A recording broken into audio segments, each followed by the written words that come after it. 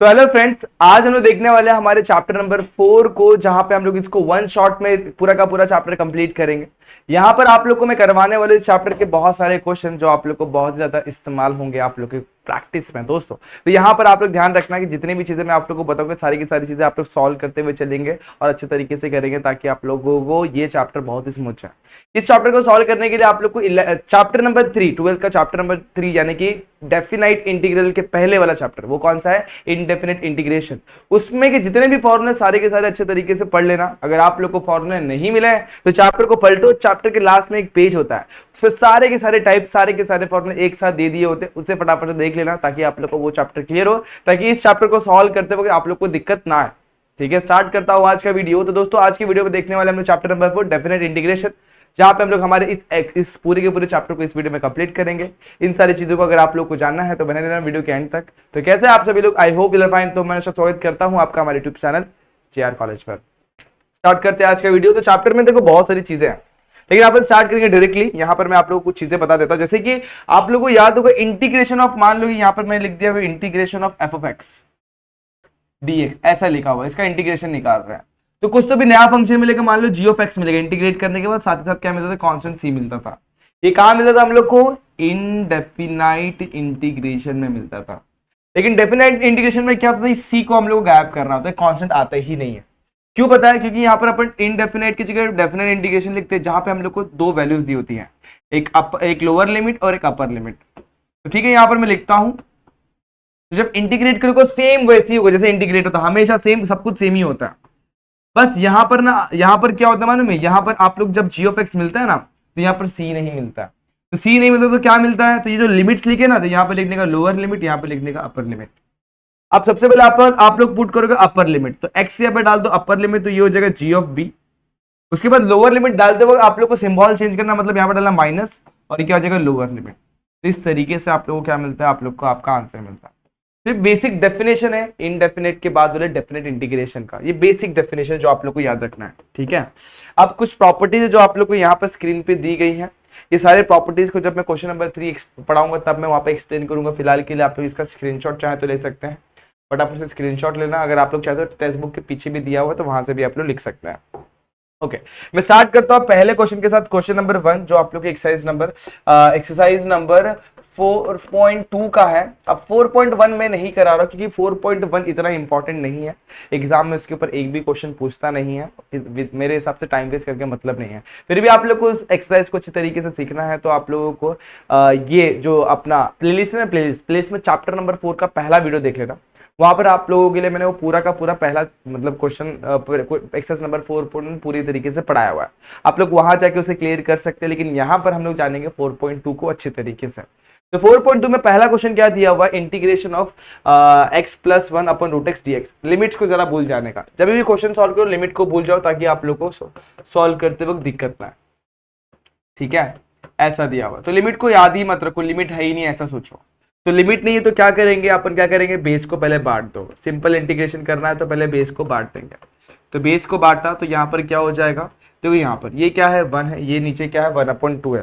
तो दोनों का बेस सेम है, बेस सेम है, पावर क्या होगा? सब्ट्रैक्ट हो जाएगा। तो 1 - 1/2 कितना हो जाएगा? देखो ये ऊपर जाएगा, तो सिंपल सी बात है 1 - 1/2 यानी कितना बच जाएगा? x⁻² 1/2 बच जाएगा। सेम टू सेम यहाँ पर क्या होगा? ये ऊपर जाएगा तो ये क्या हो जाएगा? x⁻² -1/2। इंटीग्रेशन बांट दो, इसको लगा दो एक इंटीग्रेशन, इसी को भी लगा दो इंटीग्रेशन।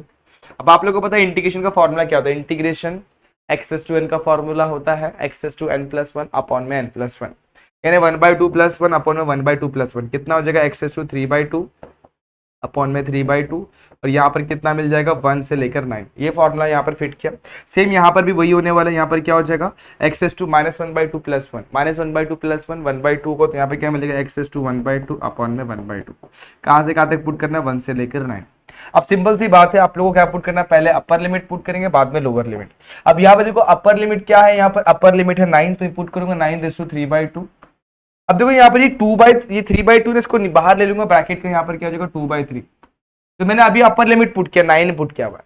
सिमिलरली मैं क्या पुट करूंगा? Lower limit. लेकिन लोअर लिमिट पुट करते वक्त आप लोग को ध्यान रखना है माइनस साइन होना चाहिए। इसे किया, वैसे यहाँ पर इसे भी करेंगे। प्लस लिखो, यहाँ पर लिखो 9⁻1/2 - क्या हो जाएगा, ये देखो ये 1/2 है, 1/2 को बाहर लूंगा तो यहाँ पे आएगा 2/1, और यहाँ पे जब लोअर लिमिट पुट करूंगा तो 9 के बाद क्या पुट करूंगा, लोअर लिमिट 1 देखो मैं फिर से एक्सप्लेन कर रहा हूँ। जैसे यहाँ पर देखो मैंने क्या पुट किया, देखो 3/2 था, कांस्टेंट था, इसे अपॉन में था, इसे बाहर ले लिया ब्रैकेट के, पहले बड़ी वाली वैल्यू पुट की 9 अपर लिमिट जिसे बोलते हैं, तो 9/3/2 माइनस 1/3/2 हो जाएगा। वैसे ही यहाँ पर क्या हो जाएगा, 9/1/2 माइनस 1/1/2, और ये 1/2 को बाहर लूंगा तो 2 हो जाएगा।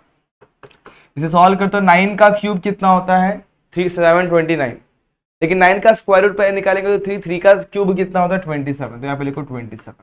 उसी तरीके से 1/3/2 1 ही होगा, प्लस 2 इंटू 9 का स्क्वायर रूट कितना होता है 3, माइनस 1 का स्क्वायर रूट कितना होता है 1। ओके 27 माइनस 1 हो जाएगा 26, तो यहाँ पर मिलेगा 2/3 इंटू 26, और यहाँ पर 2 इंटू 3 माइनस 1 कितना होता है 2, तो यहाँ पर देखो सिंपली इसको सिंप्लीफाई कर लेंगे, 2 2 4, 4 को 3 से मल्टीप्लाई करोगे 12, और इसे मल्टीप्लाई करोगे हो जाएगा 52/3। सिंपल, ये हो जाएगा 64/3 and that is your answer. तो पहला क्वेश्चन सुपर इजी था, जो आप लोग को डेफिनेटली यहाँ पर समझ में आया होगा। तो ठीक है, समझ में आ गया। बस सेकंड क्वेश्चन की बात करते हैं, सेम इसको भी वैसे ही करना है, लेकिन ध्यान दो इसे सॉल्व कैसे करता हूँ मैं। तो डायरेक्टली मैं यहाँ पर करता हूँ, ये आई दिया हुआ, इसे इंटीग्रेट करते हैं। तो इंटीग्रेट करने के पहले आप लोग देखो यहाँ पर क्या है, यहाँ पर नीचे ना हम लोग को ax² + bx + c के फॉर्म में दिया होगा। हम लोग क्या करेंगे, इसे a² + x² के टर्म में लेके जाएंगे। अब देखेंगे a² + x² की x² + a², उसमें भी देखेंगे, देखो क्या होता है। चलो चेक करते हैं।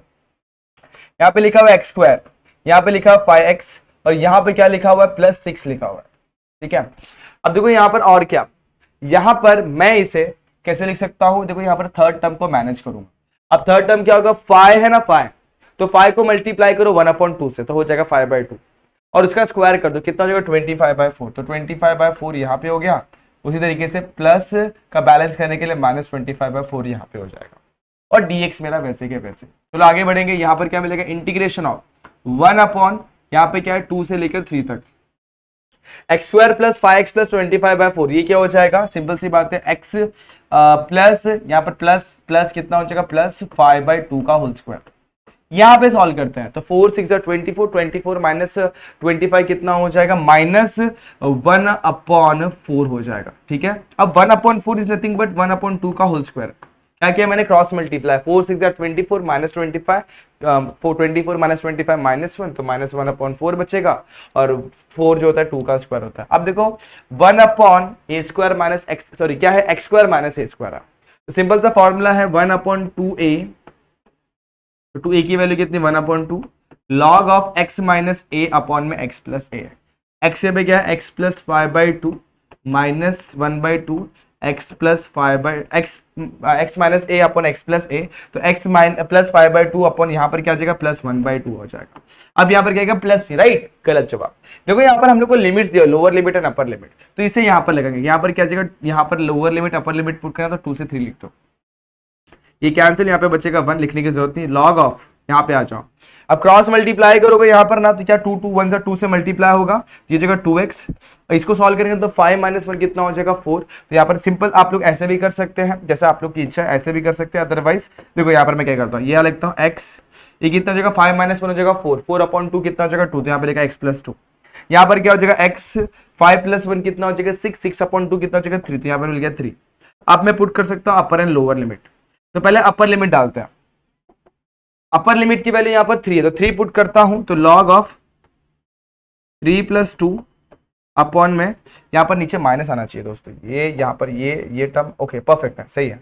तो 3 + 2 अपॉन में 3 + 3 माइनस log ऑफ, यहाँ पर क्या हो जाएगा लोअर लिमिट 2 + 2 अपॉन में 2 + 3, 3 + 2 होता है 5, 3 + 3 होता है 9, तो कितना हो जाएगा, ये i की वैल्यू आ गई हमारी यहाँ पर log ऑफ 5/9, ठीक है। यहाँ पर क्या हो जाएगा माइनस log ऑफ 4/5, सिंपल है यहाँ तक, ओके।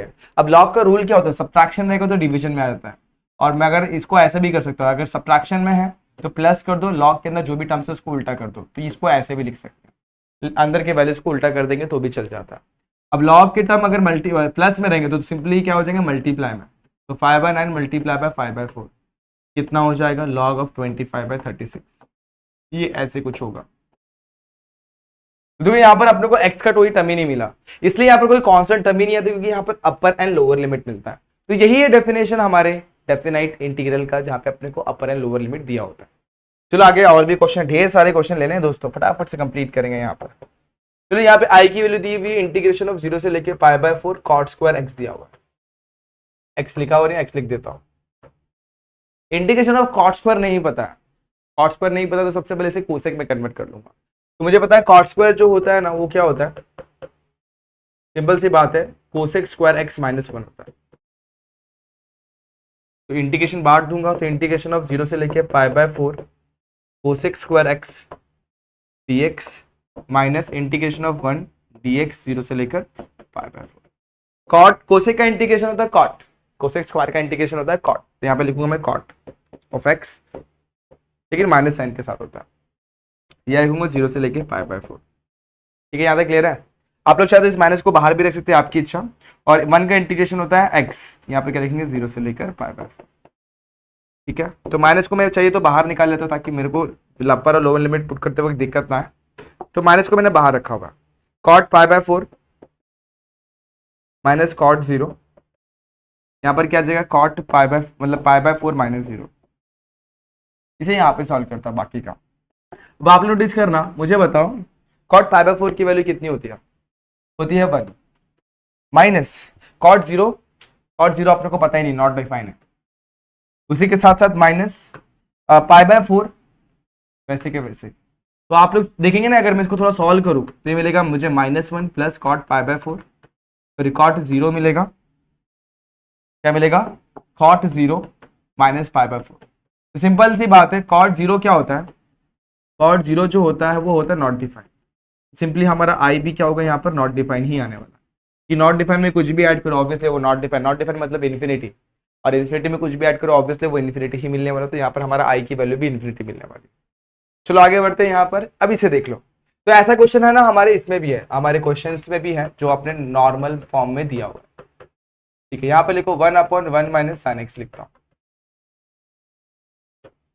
जब भी 1/1 minus sine x 1/1 minus cos x ऐसा दिखाई देगा ना, तो आप लोग को हमेशा रैशनलाइज करना। क्या करेंगे हम लोग, रैशनलाइज। तो यहाँ पर मैं रैशनलाइज करता हूँ विदाउट वेस्टिंग ऑफ स्टेप्स, यहीं पर कर देता हूँ। रैशनलाइज करने के लिए 1 प्लस साइन एक्स और 1 प्लस साइन एक्स से मल्टीप्लाई कर देना।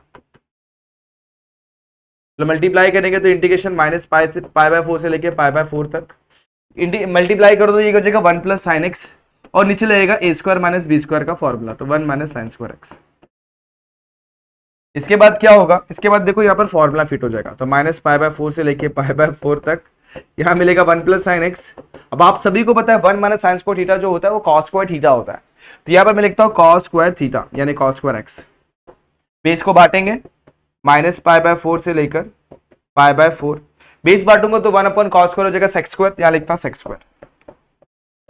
इंटीग्रेशन को भी बांट देता हूँ, इंटीग्रेशन माइनस π/4 से लेके π/4। जब इसको बेस में बांटूंगा साइन अपॉन कॉस क्या हो जाएगा 10, लेकिन यहाँ पे कॉस स्क्वायर है तो एक ही कॉस गया, मतलब एक कॉस नीचे अभी भी बचा हुआ है, 1 कॉस क्या हो जाएगा सेक। ठीक है, इधर तक क्लियर है? ओके, अब आप लोग बताओ इंटीग्रेशन ऑफ सेक स्क्वायर क्या होता है? इंटीग्रेशन ऑफ सेक स्क्वायर होता है tan x, तो यहाँ पे मिलेगा tan x, लिमिट क्या लिखेंगे माइनस π/4 से लेकर π/4 plus tan x dot sec x का इंटीग्रेशन क्या होता है sec x, यहाँ पर क्या मिल जाएगा मुझे sec x और सेम लिमिट वही माइनस π/4 से लेके सबसे पहले tan में पुट करते हैं, tan ऑफ सबसे पहले प्लस π/4 पुट किया upper limit minus tan of minus π/4 plus sec में sec π/4 minus sec of minus π/4।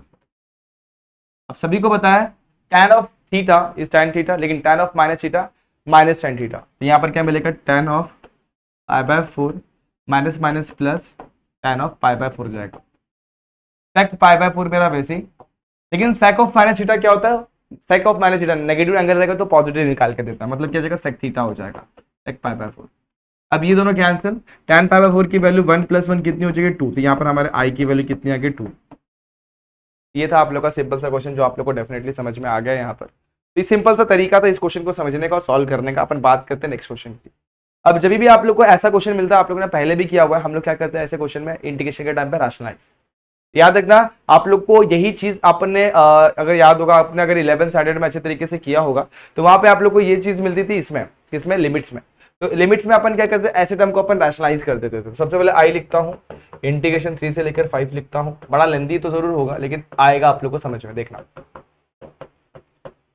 Rationalise करना मतलब कि ऐसे कॉन्जुगेट से ऊपर नीचे मल्टीप्लाई करना, यानी क्या हो जाएगा 2x plus 3 plus 2x minus 3, यहाँ पर क्या है 2x plus 3 plus 2x minus 3, यहाँ पर क्या है dx। ये सामने सामने मल्टीप्लाई कर, इंटीग्रेशन 3 से लेकर 5, 2x प्लस 3, यहाँ पर क्या प्लस 2x प्लस 3, यहाँ पर क्या लेगा ए स्क्वायर माइनस बी स्क्वायर का फंडा, तो यहाँ पर क्या हो जाएगा 2x प्लस 3 का स्क्वायर, रूट के अंदर उसका स्क्वायर, और यहाँ पर 2x माइनस 3, एक मिनट, 2x माइनस 3 रूट के अंदर उसका स्क्वायर dx।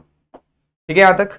यहां पर क्या हो जाएगा इंटीग्रेशन ऑफ 3 से लेकर 5, नीचे देखो 2x प्लस 3 इसका स्क्वायर करेंगे तो क्या होगा 2x प्लस 3 मिलेगा। लेकिन जब यहां पे स्क्वायर लूंगा तो जगह माइनस 2x और जगह प्लस 3 dx। ऊपर क्या मिलेगा 2x प्लस 3 और ये हो जाएगा प्लस 2x माइनस 3 है दोस्तों, यहाँ पे ध्यान देना ये माइनस 3 है।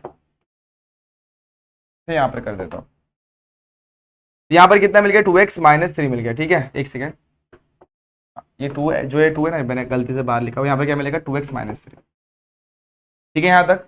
अब देखो ये 2x चला गया, यहाँ बचा 3 प्लस 3 यानी 6, 6 को मैं बाहर लेता हूँ, 1/6 बाहर ले लेता हूँ, इंटीग्रेशन को भी बाहर देता हूँ, 1/6 को भी बाहर देता हूँ, ये हो जाएगा 3/5 रूट में 2x प्लस 3। अच्छा, रूट में 2x प्लस 3 है, इसका मतलब क्या है वो 2x प्लस 3 रेज़ टू 1/3 है, 1/2 है dx। और यही 1/6 इसको भी बांट देता हूँ, लिमिट क्या 3 से लेकर 5, और यहाँ पे क्या 2x माइनस 3, तो यहाँ पर भी रूट है तो रूट को अपन कैसे लिख सकते हैं 2x minus 3 raise to 1/2 dx।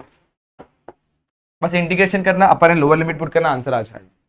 ध्यान दिया जाए तो सबसे पहले 1/6 पे गौर करना, उसे भूलना बिल्कुल भी मत। अब 2x प्लस 3 है, 2x is nothing but x, इतना समझ के रखना, x जैसा ही है। तो x को अगर इंटीग्रेट करते तो क्या मिलता है x to n/2, sorry x to n+1 upon में n+1। यहाँ पर क्या मिलेगा 2x plus 3 raise to 1/2 plus 1 यानी 3/2 अपॉन में 3/2 मिलेगा। ठीक है, यहां तक। उसी तरीके से यहाँ पर 1/6 को भी ध्यान में रखते हुए यहाँ पर भी सेम टू सेम, यहाँ पर क्या मिलेगा हम लोग को 2x माइनस 3। अच्छा, एक चीज अपना यहाँ पर छूट रहा है, अगर आप लोग को याद होगा x के साथ जो भी टर्म होता है, यहाँ पर क्या है x के साथ 2 है कॉन्स्टेंट टर्म, तो सिंपल नीचे डिवीजन में आ जाता है। सेम टू सेम यहाँ पर भी वही होने लगा 3/2 अपॉन में 3/2, और यहाँ पर x के साथ कौन है 2 है तो 2 यहाँ पर कॉन्स्टेंट डिवीजन में आ जाएगा। यहाँ पर लिखेंगे लोअर लिमिट 3 अपर लिमिट लिखेंगे 5, यहाँ पर भी lower limit 3 upper limit 5। Values को पुट करते वक्त ध्यान देना, ये 1/6 मेरा वैसे ही रहेगा, ये 2 कैंसिल। अगर आप लोग चाहे तो इस 3 को बाहर ले लेंगे तो यहाँ पर 6 3 मल्टीप्लाई में आ जाएगा। यहाँ पर क्या होगा, यहाँ पर अपन वैल्यूज पुट करेंगे। पहले अपर लिमिट पुट कर दो, अपर लिमिट क्या 5 डालूंगा, 2 5 10 10 प्लस 13 13 का 13 raise to 3/2 minus lower limit 3 2 6 6 plus 3 कितना हो जाएगा, 3 2 6 6 प्लस 3 कितना हो जाएगा 18, 3 2 6 6 प्लस 3 कितना हो जाएगा 6 प्लस 3, एक मिनट 3 2 6 प्लस 9 9 हो जाएगा, और 9 रेज टू 3/2 यहाँ पर आएगा। ठीक है, यहां तक। सेम टू सेम यहां पर भी क्या हो जाएगा, ये 2 को मैं कैंसिल करता हूं, 3 को बाहर लूंगा तो यहाँ पे कितना जाएगा 1/6 multiply by 3। Upper limit put करता है, 2 5 10 10 माइनस 3 कितना हो जाएगा 7, यहाँ पर बचेगा 7 रेज़ टू 3/2। ठीक है, आगे चलते हैं। आगे क्या, यहाँ पर क्या दिया हुआ है, आगे लोअर लिमिट 3 टू 6 6 माइनस 3 कितना हो जाएगा 3, तो यहाँ पर कितना बचेगा 3 रेज़ टू 3/2। अभी देखो यहाँ पर 1/6 मल्टीप्लाई बाय 3 1/6 मल्टीप्लाई बाय 3 दोनों में कॉमन है, इसे लिखता हूँ 1/18 बाहर करके लिखता हूँ। अब 13 रेज़ टू 3/2 मतलब 13 का क्यूब डिवाइडेड बाय 2, आप लोग वैसे भी लिख सकते हो, अदरवाइज ऐसे रखेंगे तो भी चलेगा। तो 13 raise to 3/2 minus 9 raise to 3/2। अच्छा, 9 रेज़ टू 3/2 की वैल्यू आप लोग को पता चल सकती है। 9 का स्क्वायर रूट होता है 9 का स्क्वायर रूट होता है कितना होता है, 9 का स्क्वायर रूट 3 होता है, राइट। हाँ ओके, 9 का स्क्वायर रूट 3 होता है, और 3 का क्यूब कितना था 27, तो यहाँ मुझे मिल जाएगा 27। 7 का क्यूब निकालना तो निकाल लो, अदरवाइज वैसे रखो 7 रेज़ टू 3/2। तो यहाँ पर बढ़ेंगे यहाँ पर। अच्छा, इसको आप लोग और भी अच्छे तरीके तोड़ के लिखना चाहते तो लिख सकते हो, और इसे लिख दूंगा मैं 3 रेज़ टू 3/2, उसको वैसे रखूंगा। तो आप लोग इतना भी छोड़ेंगे तो भी कोई दिक्कत नहीं है, बहुत सिंपल तरीके से यहाँ तक भी आप लोग सॉल्व करके रख सकते हैं। ये था एक क्वेश्चन जो आप लोग ने अच्छे तरीके से ध्यान देकर समझा होगा। करना क्या होता है ऐसे क्वेश्चन में, सिर्फ रैशनलाइज का फंडा याद रखने का। अच्छा, इसको देख लो, यहाँ पर देखो डिनोमिनेटर और न्यूमरेटर का क्या डिग्री सेम है। जब डिग्री सेम होगा तो अपने को याद रखना कैंसिल करना है कुछ ना कुछ, मतलब डिवीजन करना है। अब डिवीजन करना मतलब यहाँ पे मुझे क्या करना पड़ेगा, देखो ध्यान देना, एक्स स्क्वायर माइनस टू है, एक्स स्क्वायर प्लस वन है, dx लिखा हुआ है। तो देखो जब भी डिनोमीटर और न्यूमेटर का डिग्री सेम होता है याद रखना, तो हम लोग को नीचे वाला ऊपर की तरफ एडजस्ट करना पड़ सकता है। यहाँ पे प्लस वन लिखता हूँ और इसको बैलेंस करने के लिए यहाँ पर माइनस वन लिखता हूँ। मैंने क्या किया, यहाँ पर न्यूमेटर डिनोमीटर में सेम बनाने की कोशिश किया। तो बेस को सेपरेट कर दूंगा, इसको एक ग्रुप में लेता हूँ, इनको एक ग्रुप में लेता हूँ। ये कितना हो जाएगा -3। तो मिल गया मुझे x square plus one upon में x square plus one dx, integration बांटता हूँ, प्लस इंटीग्रेशन ऑफ 0 से लेकर 1। यहाँ पर क्या मिल जाएगा अपने को, यहाँ पर क्या मिल जाएगा, -2 -3 हो जाएगा, -3 अपॉन में 2x x square plus one.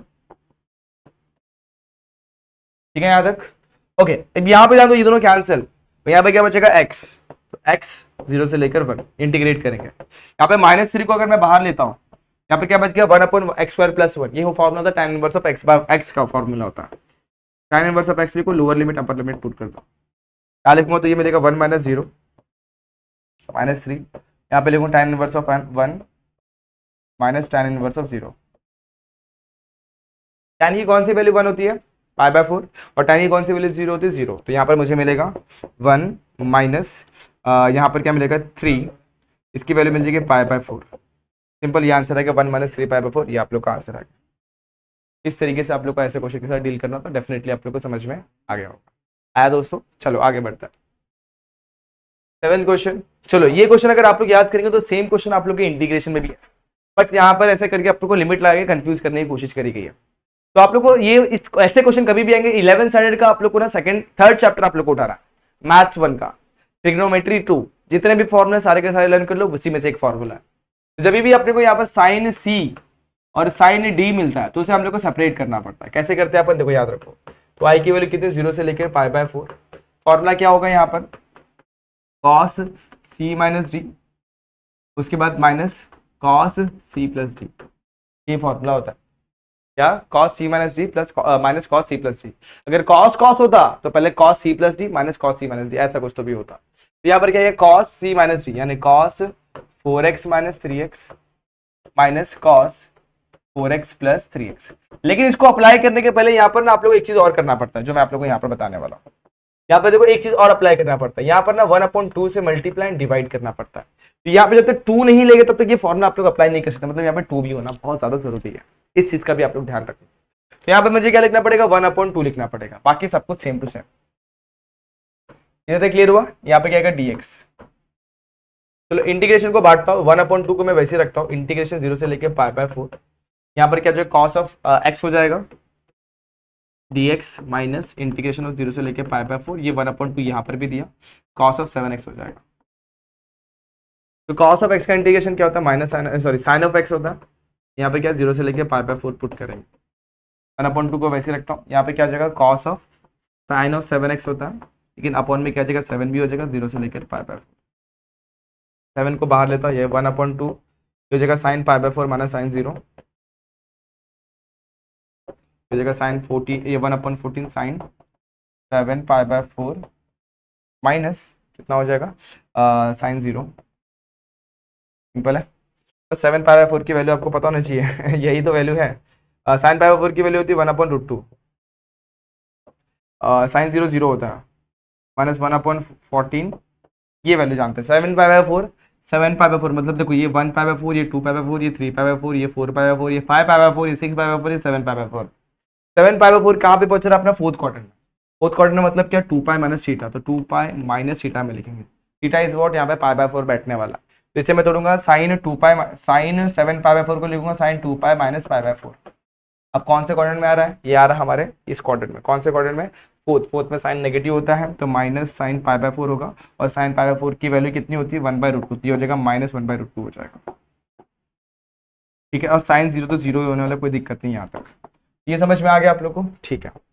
Final step आप लोग को आपका आंसर मिल जाएगा यहाँ पर। तो आई की वैल्यू मिलेगी 1/2√2 minus 1 minus minus plus 1/14√2। Base same नहीं है, बेस सेम कर लो, ऊपर से 7 से मल्टीप्लाई कर लो, ये हो जाएगा 7 + 1 अपॉन में 14√2। 7 + 1 कितना था 8, 8 14√2 कैंसिल करेंगे तो 4/7√2 इज योर आंसर। सिंपल। तो ये क्वेश्चन बहुत इजी था, बस आप लोग को ये एक चीज याद होनी चाहिए, जो फॉर्मूला यहाँ पर मैंने बताया हुआ है, इस पर ध्यान देना। अगर ये कर लेंगे तो आप लोग को डेफिनेटली ये क्वेश्चन भी समझ में आ जाएगा। क्वेश्चन नंबर 10, अगर थोड़ी देर पहले अगर आप लोग को याद होगा तो ये क्वेश्चन आपने नहीं किया था, ये वाला क्वेश्चन एग्जैक्टली सेम मेथड से इसको भी करना है। यहाँ पर सेम फॉर्मूला लगने वाला है, देखो यहाँ पर एग्जैक्टली सेम। तो मैं इसका फैक्टराइज करके दे देता हूँ आप लोग को, आप लोग ट्राई करना। 4x है तो 4x के लिए अपने को यहाँ पे 4 चाहिए, 4 को बैलेंस करने के लिए यहाँ पे -4 लिखना पड़ेगा। ये थर्ड टर्म मिलता कैसे है, तो x का जो भी कोएफिशिएंट होगा ना, x का जो भी कोएफिशिएंट होगा, यहाँ पे x का कोएफिशिएंट क्या है 4, 4 को मल्टीप्लाई करो 1/2 से, तो कितना, और इसका स्क्वायर ले लो, कितना हो जाएगा, कैंसिल करो 2, 2 का स्क्वायर कितना होता है 4, तो 4 को अपने को ऐड और सब्ट्रैक्ट करना पड़ता है।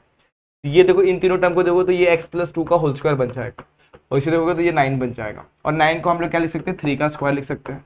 तो बस 1/x² + a² यानी क्या 1/8 tan इनवर्स ऑफ x/a का फॉर्मूला फिट करो, 1/x² + yes 1/8 tan inverse of x/a का फॉर्मूला फिट करो, आपको आंसर आ जाएगा। तो ये आप लोग ट्राई करना, सॉरी ये आप लोग ट्राई करना, मैंने यहाँ पर आप लोग को ये लिख कर दे दिया हुआ, इसे ट्राई जरूर करना। तो इस तरीके से आप लोग कर सकते हैं, इस पे ध्यान दो। ये भी सेम उसी मतलब उसी तरीके का क्वेश्चन है, लेकिन यहाँ पर क्या दिया, 1/रूट के अंदर हम लोग को ये दिया हुआ है 3 + 2x - x²। तो इसे कैसे करेंगे, तो यहाँ पे लिखता हूँ i = इंटीग्रेशन 0 से लेकर 1/रूट के अंदर 3 + 2x - x²। तो बस यहाँ पर कभी भी याद रखना, x² का जो टर्म कभी नेगेटिव में नहीं होना चाहिए। अगर नेगेटिव में है तो उसे नेगेटिव को पॉजिटिव करने की कोशिश करने, कैसे करेंगे, रूट के अंदर पॉजिटिव करना मुश्किल है, लेकिन हम लोग क्या कर सकते हैं, यहाँ पे माइनस को अगर मैं कॉमन निकालूं तो ये क्या हो जाएगा, x² पॉजिटिव, और इसमें ये क्या हो जाएगा, -2x हो जाएगा। अच्छा, यहाँ पे थर्ड टर्म को भी मैं एडजस्ट कर देता हूँ। थर्ड टर्म मतलब क्या होगा, सिंपल सी बात है, ये 2 है तो 2 को 1/2 से मल्टीप्लाई करोगे मिलेगा 1, तो 1 को यहाँ पर प्लस करो और 1 को यहाँ पर माइनस कर दो। लेकिन जैसे मैं ब्रैकेट के बाहर निकालूंगा तो क्या हो जाएगा, रूट के अंदर 3 - x² + 2x + 1, और ये 1 बाहर जाएगा तो माइनस माइनस +1 हो जाएगा। अब देखो यहाँ पे 0 1 यहाँ पर लिख देखो, ये 3 रूट के अंदर 3 है, ये प्लस है, 3 + 1 कितना होगा 4, यहाँ पर कितना हो जाएगा 4, सही। यहाँ पर माइनस, अब 4 को अपन क्या लिख सकते हैं, 2 का स्क्वायर लिख सकते हैं, तो लिख देता हूँ चलेगा। माइनस यहाँ पर क्या हो जाएगा, सिंपल सी बात है, यहाँ पर मिलेगा x² + 1, 2x + 1 है तो ये मिल जाएगा x + 1 का होल स्क्वायर। तो 1/√a² - x², ये फॉर्मूला होता है, ये फॉर्मूला होता है साइन इनवर्स ऑफ x/a का। तो i = क्या हो जाएगा, sine inverse of x/a, x की वैल्यू कितनी है यहाँ पर x + 1, a की वैल्यू कितनी है यहाँ पर 2 है।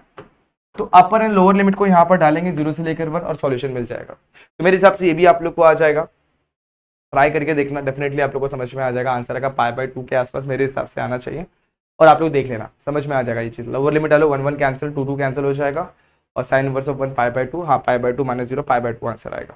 इसे ट्राई करना, कहीं अटक जाए तो पूछना जरूर, ये भी आ जाएगा आप लोगों को। अच्छा, ये क्वेश्चन को देखो, x sin x। अब यहाँ पे दो फंक्शंस हैं, x जो होता है वो अलजेब्रिक होता है, sin x जो होता है अपना क्या होता है, ट्रिग्नोमेट्रिक होता है, ठीक है। तो LIATE लाइट रूल वाला लगाना पड़ेगा। तो यहाँ पर हम लोग देखेंगे, ये हमारे क्या u × v का फंडा बैठने वाला है, LIATE यहाँ पे लिख लो। अलजेब्रिक कौन है, x है तो बन जाएगा, और यहाँ पर कौन है, ट्रिग्नोमेट्रिक, तो ये u होगा और ये होगा v। तो मतलब सिंपल सी बात है, i = x इंटीग्रेशन 0 से लेकर π/2, अभी लिमिट पुट मत करना, बस लिख के रखो।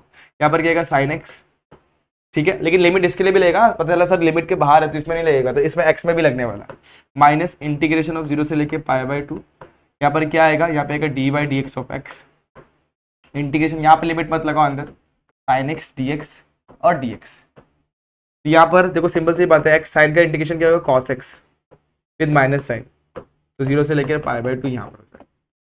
तो यहाँ पर 0 से लेकर π/2 अगेन साइन का इंटीग्रेशन क्या होगा, -cos x, यहाँ पे प्लस, और इसका डिफरेंशिएशन 1 होता है, तो यहाँ पर बचेगा cos x आ जाएगा। cos का इंटीग्रेशन क्या होगा, sin x।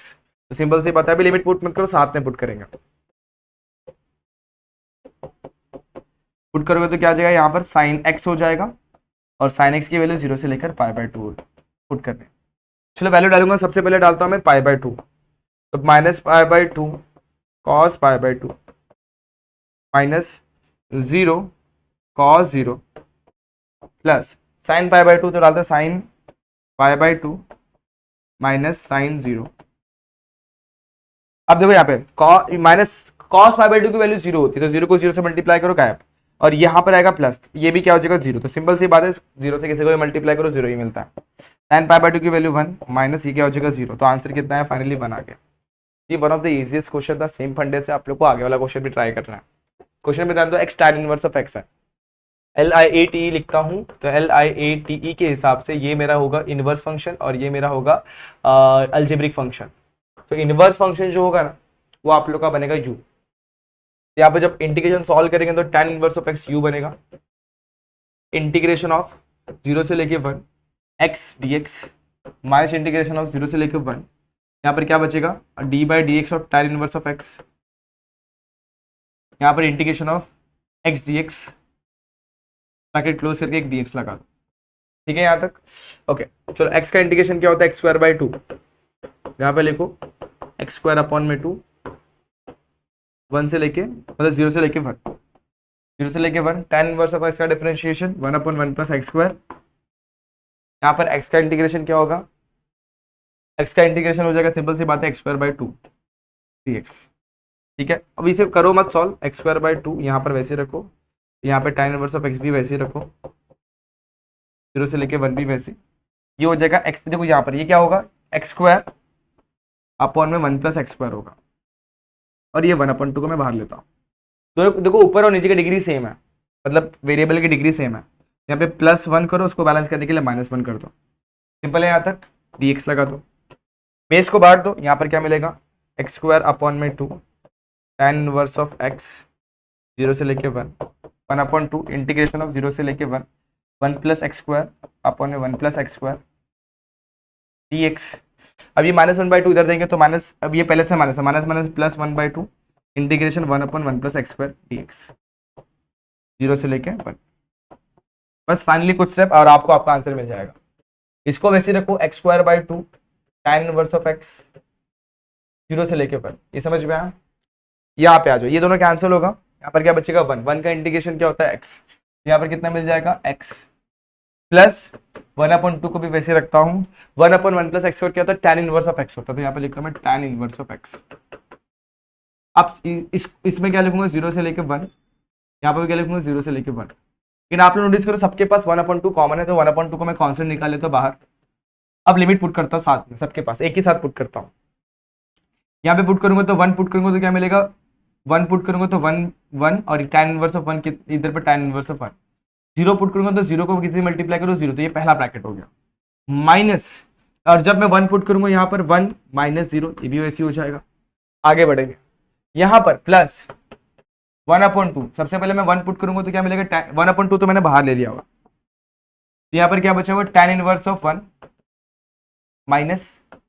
0। ठीक है, यहाँ तक tan इनवर्स ऑफ 0 यानी कि 0 ही होने वाला है, सिंपल सी बात है। अब यहाँ पे 1/2 में वैसे tan इनवर्स ऑफ 1 जो होता है π/4 होता है, -0 का है -1, तो ये भी tan इनवर्स ऑफ 1 कितना होता है π/4, तो π/4 + π/4 2π/4 यानी कि π/2 हो जाएगा, तो 1/2 यहाँ पर आएगा π/2 -1, मल्टीप्लाई करना तो कर दो π/4 -1/2, ये आप लोग का आई का वैल्यू हो गया। ये one of the easiest question था, डेफिनेटली बहुत ही इजीली आप लोग इससे भी सॉल्व कर सकते हैं। एक और क्वेश्चन देख लो फटाफट से। अब ये बहुत ही अलग क्वेश्चन था इसलिए मैंने इसको ले लिया हुआ है, ध्यान देना इसमें कैसे करना है।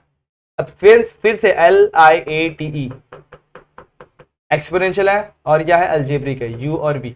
तो आई हम लोग कैसे लिखेंगे, x बाहर इंटीग्रेशन ऑफ 0 से लेकर infinity e⁻x dx minus integration of 0 से लेकर infinity d/dx of x integration of e⁻x dx bracket close करके एक और dx लगा देना।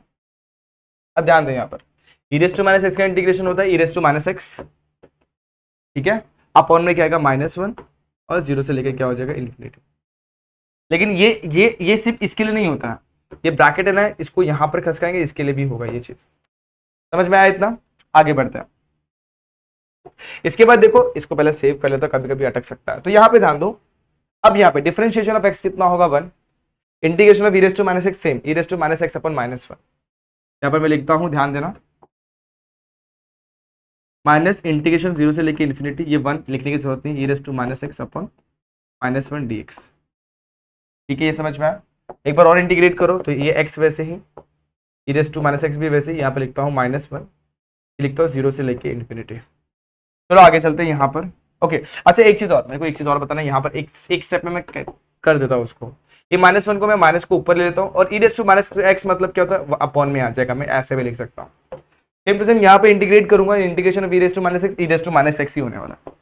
तो अगेन क्या होगा, -1 इंटू -1 हो जाएगा, और -1 मल्टीप्लाई, देखो पहले से एक -1 नीचे था और एक और बार -1 आने वाला, तो -1 क्या हो जाएगा +1, तो यहाँ पे कुछ e⁻⁻x ही मिलने वाला और 0 से लेके इन्फिनिटी मिलेगा।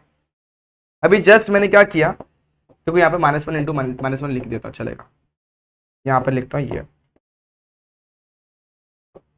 अच्छा ये तो कैंसिल हो गया, लेकिन यहाँ पे ध्यान दो, e⁻⁻x में नीचे लेके जाता हूँ, 1/e⁻x हो जाएगा, ठीक है। यहाँ पे 0 से लेके इन्फिनिटी, पहले इसको डालता हूँ यहाँ पर, तो आई की वैल्यू मिलेगी, सबसे पहले मैं डालता हूँ यहाँ पर इन्फिनिटी, तो क्या मिलेगा -इन्फिनिटी अपॉन में यहाँ पर क्या मिलेगा e⁻⁻⁰।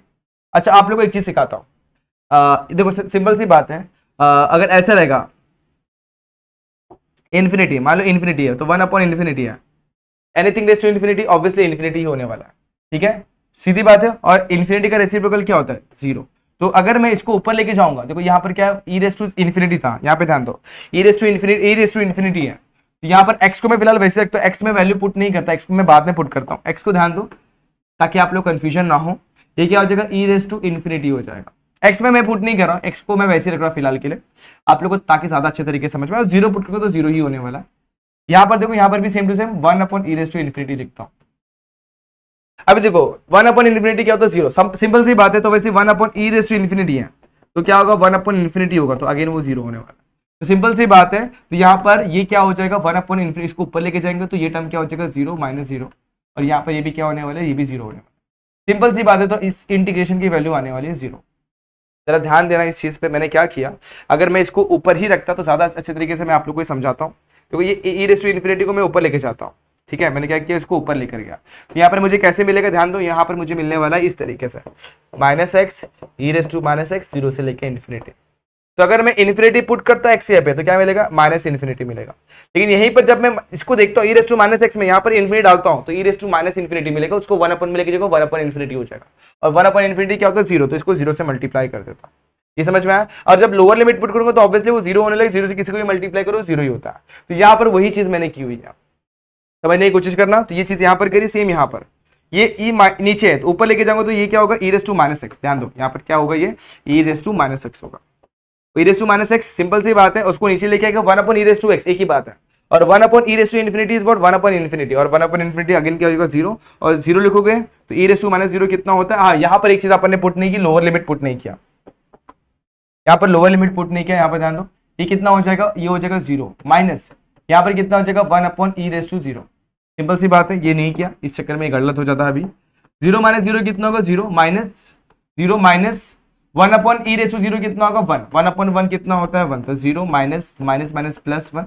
तो सिंपल सी बात है, सब 0 0 सब गायब हो गया, और यहाँ पर क्या हो जाएगा माइनस माइनस क्या हो जाएगा +1, तो यहाँ पर हमारे आई की वैल्यू कितनी आएगी +1 आने वाली। कैसे आया समझ में, लोअर लिमिट पुट करना रह गया तो उसे भी यहाँ पर पुट कर लो।